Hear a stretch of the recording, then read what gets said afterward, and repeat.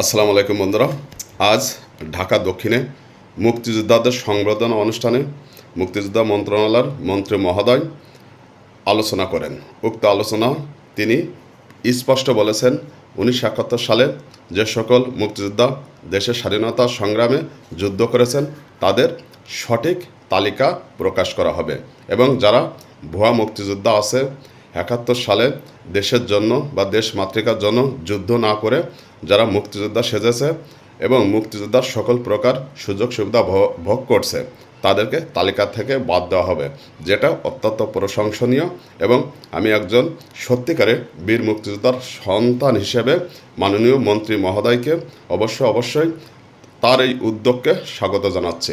সেই সাথে মাননীয় মন্ত্রী মহোদয় বলেছেন, যেটা সময়ের দাবি, 1971 সালে যারা বাংলাদেশের স্বাধীনতা চায় নাই, যারা বাংলাদেশের স্বাধীনতা বিশ্বাস করে না, যারা চায় নাই একটি স্বাধীন সার্বভৌম বাংলাদেশ হোক, অর্থাৎ 71 সালে যারা যুদ্ধ অপরাধী ছিল, যারা এদেশের বিরুদ্ধে ছিল, পাক হানাদার বাহিনীর দোসর ছিল, রাজাকা আলবদর, তাদের একটা সঠিক তালিকা প্রকাশ করা হবে। তো বন্ধুরা, এই দাবিকেও আমি অবশ্যই স্বাগত জানাচ্ছি, কারণ বর্তমান প্রজন্ম এবং বর্তমান জনগণ জানুক 71 সালে কারা এই দেশের বিপক্ষে অবস্থান নিয়েছিল। তো বন্ধুরা, অবশ্যই একটি দেশের মূল ভিত হলো সেই দেশের স্বাধীনতা।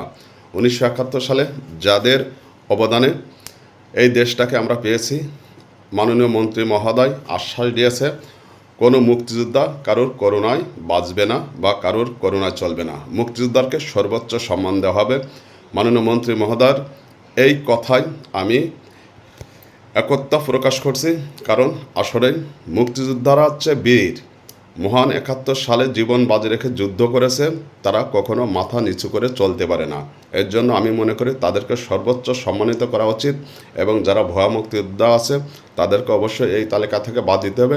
সেই সাথে যারা 71 বিশ্বাস করে না, মুক্তিযোদ্ধা বিশ্বাস করে না এবং পদে পদে মুক্তিযোদ্ধাকে অপমানিত করে, তাদেরকে কঠোর শাস্তি এবং বিচারের আওতায় আনা উচিত এবং দেশদ্রোহীদেরকে চিহ্নিত করতে হবে, তাদের তালিকা প্রকাশ করতে হবে।